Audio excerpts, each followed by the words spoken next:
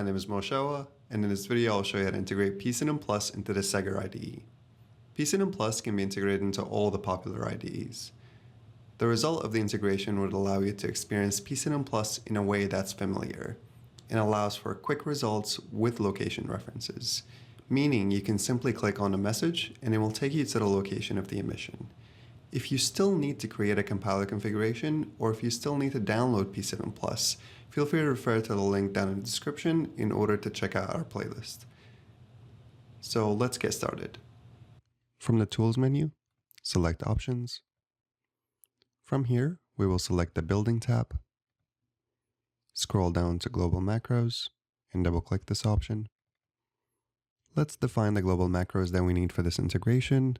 The first one is lint-dir, which refers to the pSynum Plus executable directory. In my case, this is going to be under demo pclp.windows.2.2/pclp. So I'm going to go ahead and copy that. Note that if you have any spaces in the path, you don't need to add any quotes at this point. That's going to be taken care of at a later step. The second macro that we're going to define is lint executable, which refers to the executable name.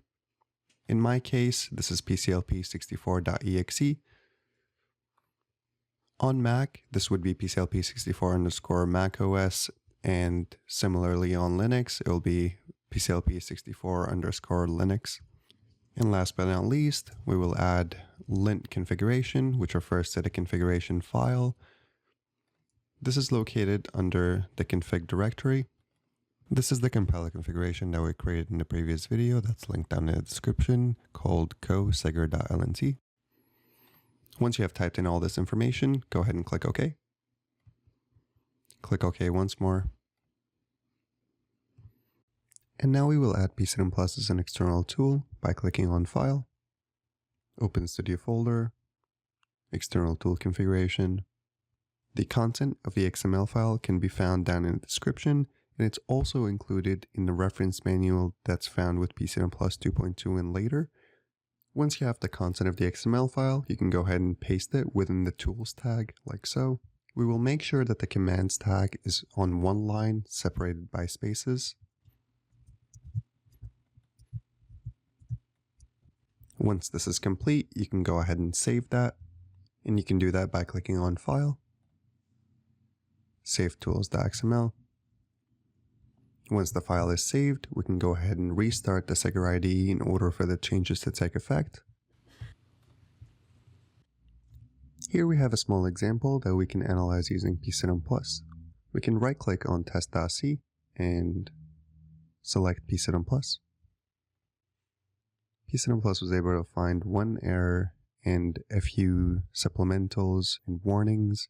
By double-clicking on the message, I'm able to see where that division is, and I can adjust it to say dividing by 1. This message is noting that the type def is redundant. This is true because we're including a header that already includes that type def, so we can go ahead and eliminate this line. Now we can save the file and run pSynum Plus once more. This time we're going to run pSynum Plus by using the keyboard shortcut Ctrl-L, Ctrl-P, and that would run pSynum Plus once more. And now we're down to 3 warnings, and a few supplementals are related. X is not being initialized, and the supplemental to initialization is here, so we can go ahead and change that to being 1.